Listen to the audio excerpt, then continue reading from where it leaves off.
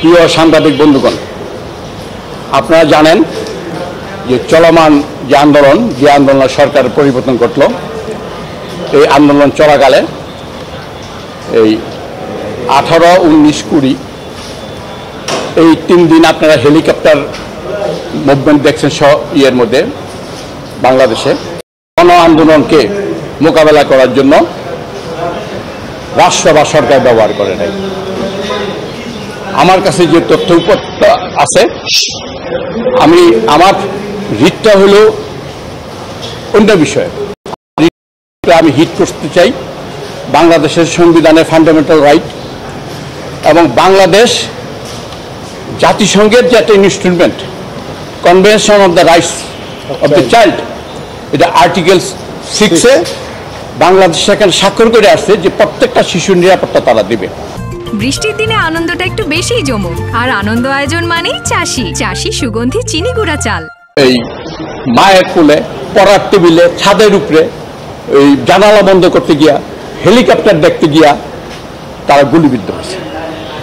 আমার সাবমিশনটা ছিল কোর্টের মধ্যে, আমি এবং গভর্নমেন্টকে 30/7/2024 তারিখে আমি legal notice for justice demand দেই। 31 তারিখে আমি এফিডেভিট করি,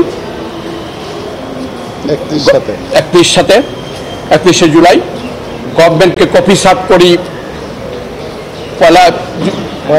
1 আগস্ট। 2 আর 3 ছিল শুক্র শনিবার বন্ধ।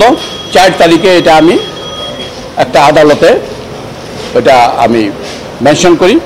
আদালত আমার শুনানিটা গ্রহণ করার ওনার ব্যস্ততার জন্য বা কোনো কারণে পরবর্তী সময় 4 তারিখে আমি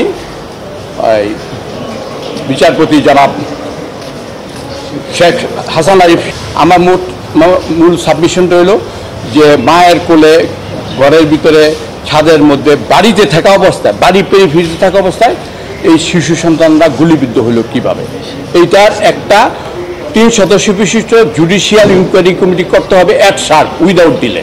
আমার পিটিশনটা এটি আছে, উইদাউট ডিলে। ওই 12 বছর 6 মাস লাগবে তা এক। দ্বিতীয় কথা হলো তাদেরকে ন্যূনতম 1 কোটি টাকা করে দিতে হবে, ন্যূনতম। আর pending hearing of the rule, প্রাথমিক অবস্থা তাদেরকে 50 লক্ষ টাকা, প্রত্যেক শিশুকে পিতামাতাকে 50 লক্ষ টাকা করে ক্ষতিপূরণ ইমিডিয়েট ইন্টারিম অর্ডার। এবং উইথ রেফারেন্স হিসেবে আমি বলতে চাই, এটা আপনারা জানেন যে নারায়ণগঞ্জে একটা মসজিদে গ্যাস লিক হয়ে 35 জন লোক মরছিল। সেখানে সেই কেসে কোর্ট 5 লক্ষ টাকা ইন্টারিম অর্ডার দিচ্ছিল এবং সেই 5 লক্ষ টাকা তারা প্রত্যেকে পাইছে। অর্থাৎ আমিও বলতে চাই যে এই জাতির এই ব্যথা দূর করার জন্য, এটা শুধু আমার ব্যথা না, এই জাতির ব্যথা দূর করার জন্য সান্ত্বনা স্বরূপ আদালত 50 লক্ষ টাকা করে ইন্টারিম অর্ডার দিবেন।